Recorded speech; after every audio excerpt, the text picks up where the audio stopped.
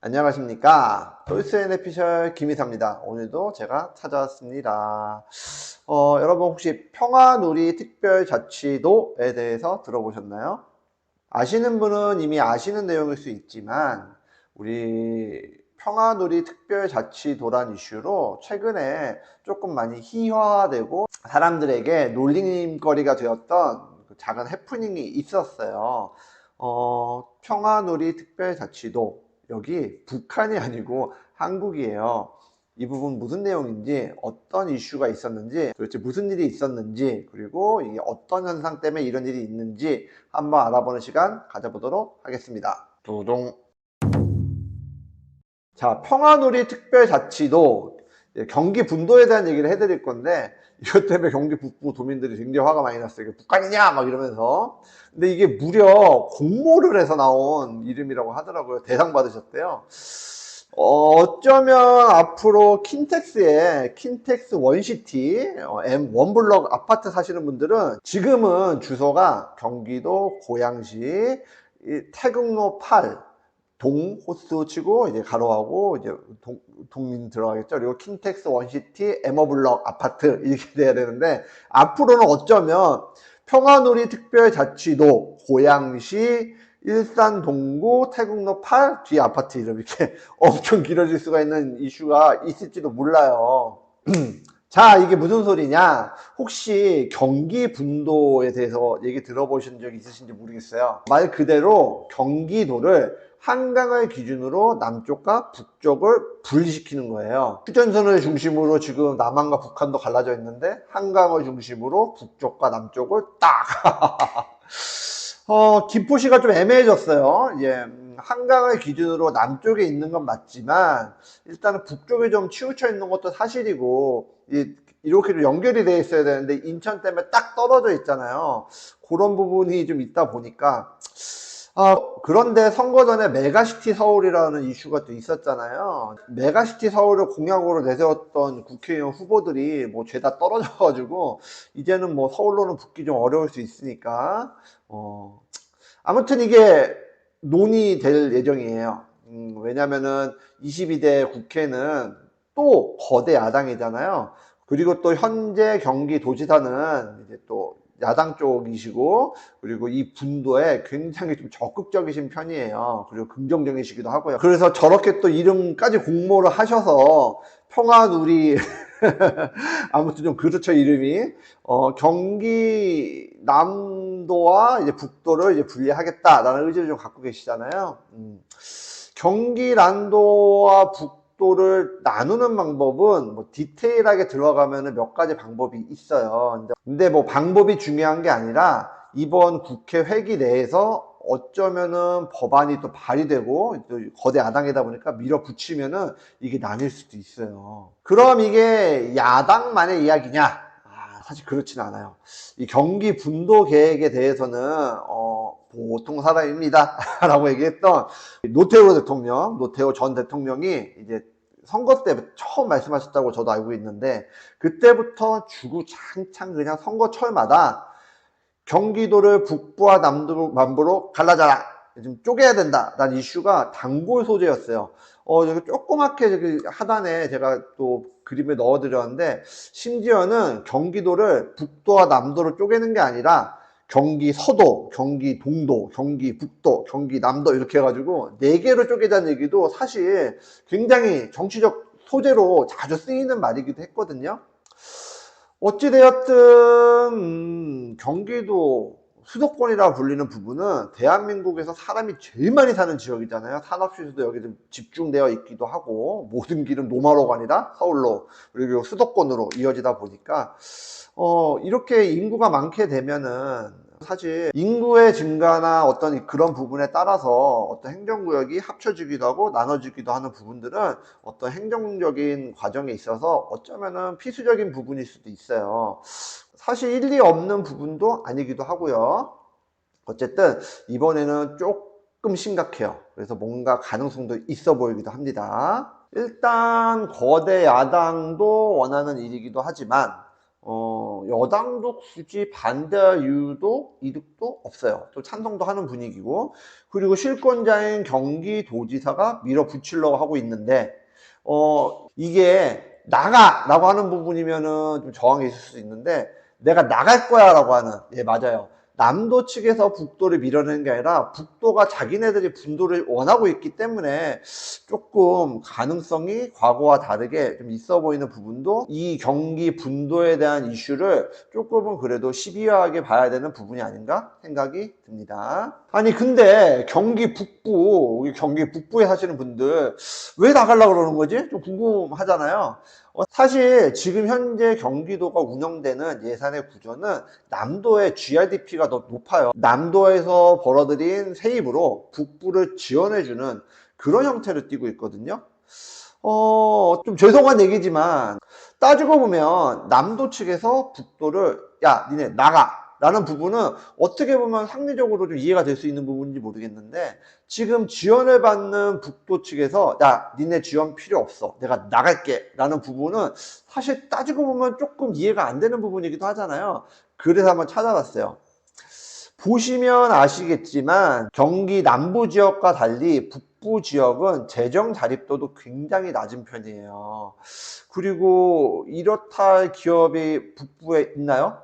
여러분들 생각해 보시면 참 궁색할 거예요. 거기에 뭐 대기업이라든가 이런 뭐 산업시설이 있는 부분이 그렇게 딱히 생각나는 부분이 사실 없어요. 뭐 고양시에 있는 방송사들 있잖아요. 그렇거나 뭐 CJ 미디어 센터, 그리고 파주에 LG LCD든지 그런 걸 제외하고 뭐 연천이라든가 뭐 동두천이라든가 이런 부분에 있어서는 사실 여러분도 머릿속에 딱히 생각나는 큰 기업이나 산업시설이 좀 궁색하시잖아요. 여기에 이유가 있다고들 해요. 경기 북부 사람들은요, 이 이유를 각종 규제 때문에 있다고 생각합니다. 경기 북부는 북한을 접하고 있잖아요. 휴전선 바로 밑에 있잖아요. 그러다 보니까 당연히 군사 관련 규제도 굉장히 많고, 그러다 보니 미개발 그린벨트도 굉장히 많은 편이잖아요. 그린벨트로 묶여있는 곳들도 많아서 개발도 어렵고, 근데 이게 또 경기도잖아요. 그럼에도 불구하고 수도권이야. 그러다 보니 수도권으로 분류돼서 개발 제한이 또 있어요. 그래서 분도를 통해서 각종 규제를 풀어보고, 그리고 경기 북부 사람들을 위한, 그들만을 위한 개발을 좀 해보자. 우리도 인프라가 필요하다. 못 살겠다. 철도도 놓고 지하철도 놓고 고속도도 놓자. 기업도 유치하자. 그래서 산업도 개발하자. 그래서 우리도 부자가 되자. 뭐 이런 거죠. 그 마음은 저도 알겠어요. 사실은 이제 이 일을 하기 전에 건축 일을 할 때 연천도 가보고 양주도 가보고 뭐 파주도 가보고 하면은 분당이라든가 뭐 판교라든가 뭐 하다못해 용인만 가더라도 이 지역이랑 비교했을 때 굉장히 차이가 많이 나니까, 그쵸?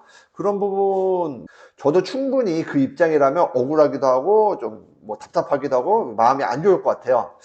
그런데 이게 분도만으로, 분도가 짠 끝났어. 이 분도만으로 군사 규제, 수도권 규제, 그린벨트 규제 인해서 인프라 개발이 되고 기업이 유치되고 산업이 개발이 되고 그리고 지역 소득이 증가하고, 이런 숙제들이 분도만으로 모든 규제와 어떤 지금 현재 문제점이 해결이 과연 될 수 있을 것인가, 그 부분은 솔직히 조금 의구심이 듭니다. 일단 분도가 되면요, 이 상태의 낮은 재정 자립성으로 인해서 지자체가 어려움을 겪는 일이 바로 발생할 수가 있어요.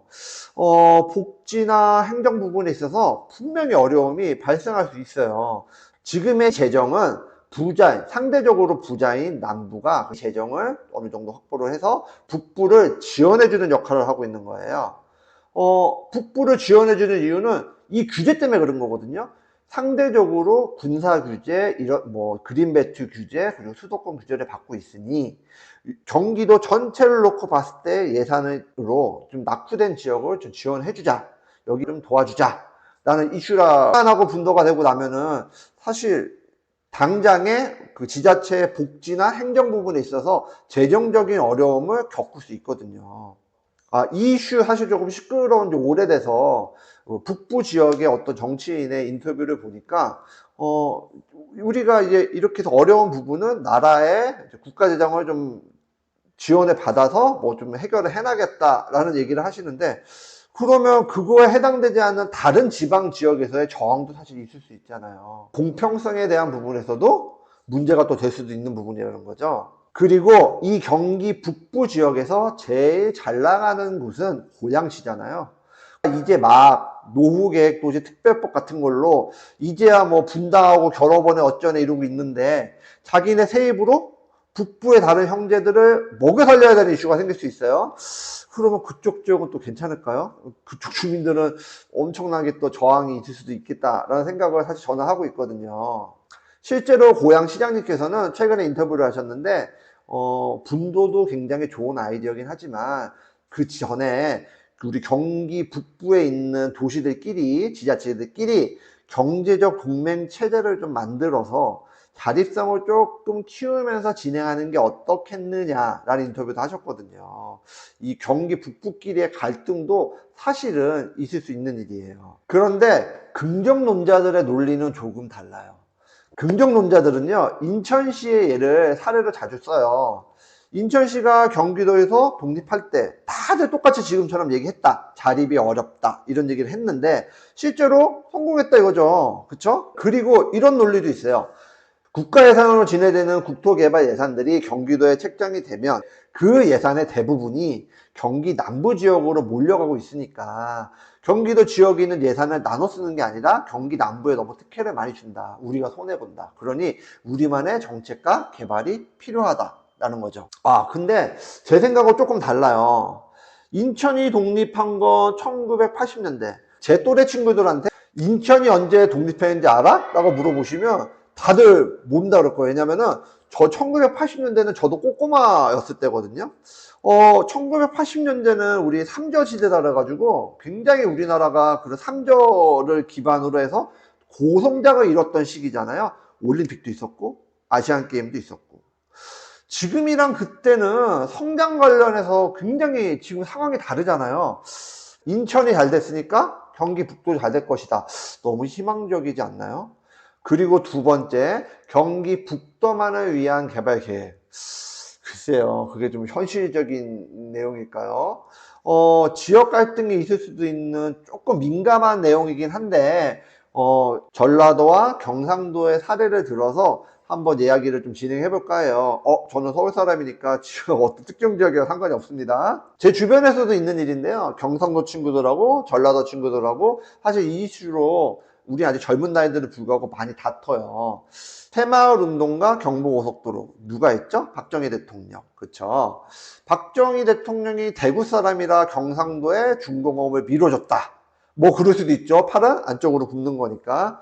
그런데 그 지역에 해당하지 않는 제가 좀 논리적으로 좀 생각을 해보면 일단 첫 번째 6.25 전쟁 이후에 대한민국의 가장 큰 항구는 부산이었잖아요. 그쵸? 그럼 당연히 고속도로도 제조업 중심으로 한창 컸던 서울과 부산을 연결하는 것이 맞죠. 그쵸? 경부고속도로가 우리나라 1호 고속도로잖아요. 어쩔 수 없는 결과인 것 같아요. 직선으로 갈 수 있는 도로를 굳이 전라도를 우회해서 갈 수는 없는 부분이잖아요. 그쵸? 그리고 두 번째, 최근에 디즈니 플러스의 삼지기 삼촌이라는 드라마 저도 사실 조금 재밌게 보고 있거든요. 거기서도 나오는 이야기인데 농업 중심의 우리나라에서 이제 공업 중심, 중공업 중심을 가기 위해서 외저 유치를 받고 막 하잖아요. 중공업에 있어서 가장 필요한 거는 대형 항만 시설이잖아요. 연료가 들어오고 제품이 나가야 되니까요. 그런데 서해안은 해안선의 구조가 굉장히 복잡하고 그리고 조수 간만의 차이가 굉장히 심하잖아요. 이거 학교 다닐 때 우리 지리 시간에 배웠던 거잖아요. 아무튼 그러다 보니까 대형 항만 시설을 건축하고 중공업 시설을 개발하는 과정에 있어서는 아무래도 서해안보다는 동해안이 유리했을 거예요. 고향이 뭐 대구인 점을 뭐 배제할 수는 없었겠지만, 그러니까 전라도의 서해안 지역, 남해안 지역보다 경상도의 동해안 지역, 이 지역에 뭔가 개발하는 것이 조금 더 경제적이지 않았을까 생각이 듭니다. 농업 중심의 시대, 조선시대에는 사극 보면 전라도가 최고잖아요. 어떤 산업구조, 중심산업구조의 어떤 변화가 지역 발전에 이바지하는 영향도 분명히 있을 거라 생각이 듭니다. 뭐 지역 갈등 이야기를 하고자 하는 건 아니고요. 어쨌든 기업의 유치와 인프라의 개발에 있어서 지형적 요소는 무시할 수 있는 요소가 아니라는 부분을 말씀드리고 싶은 거예요. 사실 그렇기 때문에 어떤 지역 개발 정책을 놓고 볼 때 분도를 한다 치더라도 사실 남쪽을, 그러니까 이 같은 돈을 넣었을 때 시너지가 더 많이 날 수 있는 개발 여력이 더 있는 남쪽을 개발을 하지 북쪽을 개발하기는 좀 어렵지 않지 않을까, 뭐 저만의 생각입니다. 북쪽에는 정리 땅이잖아요. 조심스러운 말이지만 한민족이라고는 하지만 저도 통일이 되기를 바라고 있긴 하지만 사실 전쟁 중인 국가고 휴전 중인 상태잖아요. 이 이슈가 해결되기 전에는 북쪽으로 확장되는 부분은 제한적이기 때문에 글쎄요. 최근에 각 자치도들의 성공 사례를 기준으로 경기 분도에 대한 당위성을 설명하신 분들도 계세요. 경기 북도를 무시하는 건 아니지만요. 최근 성공한 자치도들은 공통적인 특징이 있어요. 무기. 그 자치도만의 특별한 무기가 있거든요. 제주도 같은 경우에는 천혜의 자연환경이 있고, 강원도 같은 경우도 뭐 자연환경과 더불어서 올림픽이라든가 국제 행사가 있었고요. 전라도 같은 경우에는 사실 굉장히 넓은 땅, 다 평야잖아요. 거기다가 대중국 이슈가, 중국 무역에 대한 이슈가 있기 때문에 사실 각각의 무기가 있어요. 그런데 경기 분도, 글쎄요. 그리고 경기 북부의 지자체들이 다 같은 마음일까요? 만약에 분도가 진행되는 과정에 있어서 지역민들 간의 분쟁이 깊어진다면 경기 분도가 진행되는 과정에 있어서 북부 지역의 지자체들의 마음이 달라질 수도 있어요. 총선 전에 나왔던 이야기잖아요. 메가시티 서울. 뭐 김포를 편입한다, 고양시를 편입한다, 구리를 편입한다, 이런 것처럼 분도할 거면 나는 서울에 붙을래, 이런 지자체들도 나올 수 있지 않을까요? 뭐 당장 분도에 있어서 고양시는 아쉬울 게 없고 요즘 구리도 좀 핫하잖아요. 그리고 3기 신도시 이슈가 있는 남양주 지역도 마찬가지고, 이렇게 서울에 인접한 고양시라든가 구리시라든가 남양주시 같은 경우는 서울로 붙겠다, 이런 얘기가 있을 수도 있겠다, 저는 생각이 들거든요. 경기 북부의 모든 지자체들이 다 같은 마음이 아닐 수도 있다 라는 말씀을 드리고 있는 겁니다. 제 생각 일리 있지 않나요? 자, 김이사의 내피셜 결론 한번 내볼게요.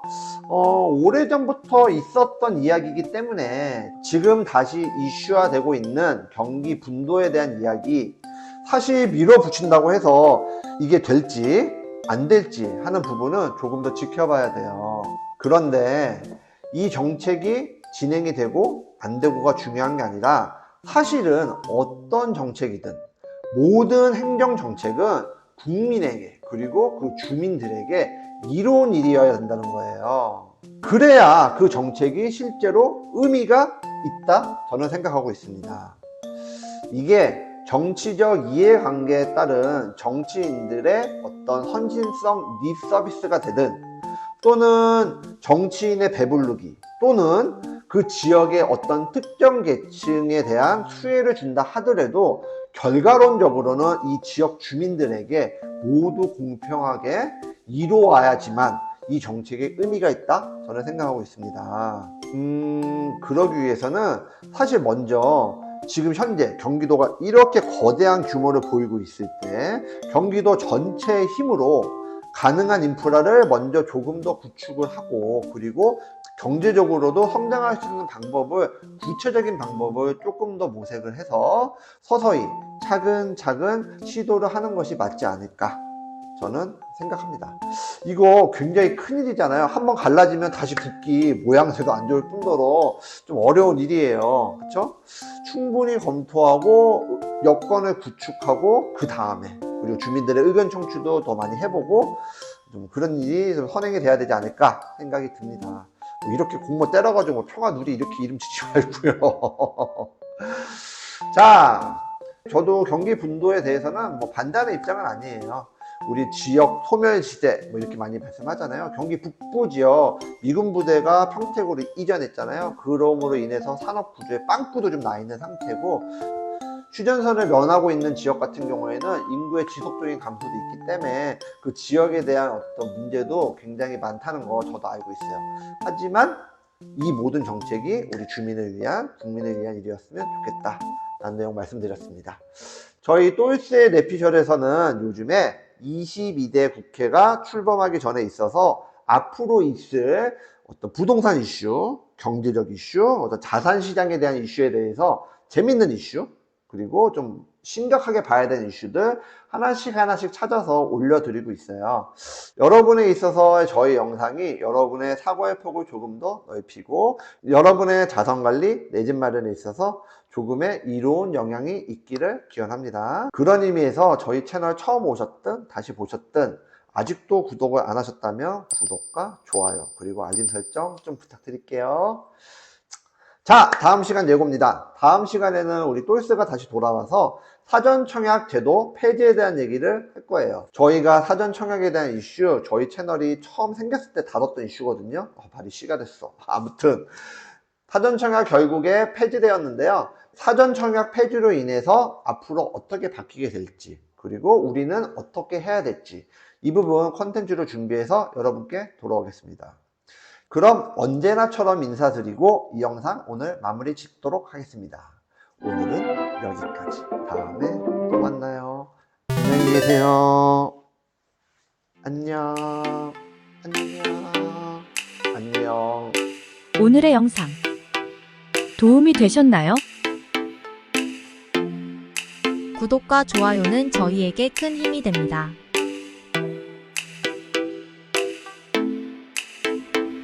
오래오래 우리 함께해요.